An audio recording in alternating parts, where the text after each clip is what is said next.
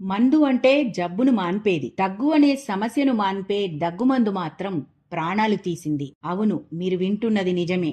మధ్యప్రదేశ్‌లో 12 మంది చిన్నారులు ఇటీవల ఒక దగ్గుమందు తాగి ప్రాణాలు కోల్పోయారు. ఈ ఘోర సంఘటన వెనుక దాగి ఉన్న విషం డైఇథిలీన్ గ్లైకాల్ అనే హానికర కెమికల్. కొన్ని వేలకు పైగా ఫార్మా కంపెనీలు, ముఖ్యంగా చిన్న చిన్న కంపెనీలు ఖర్చు తగ్గించుకోవడానికి నాణ్యత లేని మందులను మార్కెట్లోకి తీసుకువస్తున్నాయి. ఇప్పుడు పిల్లల ప్రాణాలు తీసిన కోల్డ్రిఫ్ అనే ఈ దగ్గుమందులో కూడా ఈ కెమికల్ ను వాడినట్టు బయటపడింది. ఇదొక్కటే కాకుండా చాలా వరకు కాఫ్ సిరప్స్ లో ఉండే డైఇథిలీన్ గ్లైకాల్ శరీరంలోకి వెళ్లగానే కిడ్నీ, లివర్లను డ్యామేజ్ చేస్తుంది.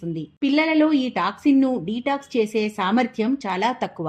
అందుకే ఒక్క చెంచా మందు కూడా కొన్ని గంటల్లోనే అత్యంత ప్రమాదకర పరిస్థితికి దారితీయవచ్చు. చివరికి ప్రాణాంతకం కావచ్చు. ఈ సంఘటన తర్వాత సెంట్రల్ గవర్నమెంట్ వెంటనే చర్యలు తీసుకుని పిల్లలకు ఇచ్చే కాఫ్ సిరప్స్ పై నిషేధం విధించింది. తెలంగాణ డ్రగ్ కంట్రోల్ అథారిటీ అధికారికంగా కోల్డ్రిప్ సిరప్ ను వెంటనే ఆపివేయాలంటూ నోటీసులు జారీ చేసింది. అయితే ఇదొక్కటే కాదు, చాలా రకాల దగ్గుమందుల్ని సరిగా వాడకపోతే రిస్కే. ఈ రిస్క్ బారిన పడకుండా మనం ఏం చేయాలంటే, పిల్లలకు దగ్గు వస్తే డాక్టర్ సలహా లేకుండా స్వయంగా ఓవర్ ద కౌంటర్ మందులు ఇవ్వొద్దు. ఇలాంటప్పుడు ముందు హోమ్ కేర్ ప్రయత్నించండి. అంటే సింపుల్ గా ఆవిరి పట్టించడం, వేడి నీళ్లు తాగించడం, రెస్ట్ తీసుకోమనడం, డీహైడ్రేట్ కాకుండా జాగ్రత్త పడటం, 2 ఏళ్లు పైబడిన పిల్లలైతే మిరియాల పాలు తాగించడం, ఇలాంటి సహజ మార్గాల ద్వారా దగ్గు నుంచి పిల్లలు రిలాక్స్ అవుతారేమో చూడండి. అయినా తగ్గకపోతే డాక్టర్ ని కలవండి. అంతేగాని మెడికల్ షాప్ లో సిరప్లు, యాంటీబయాటిక్స్ లు తెచ్చి వాడకండి. గుర్తుంచుకోండి, దగ్గుమందు అనేది కేవలం సిరప్ కాదు. తప్పుగా వాడితే అది విషం కూడా అవుతుంది.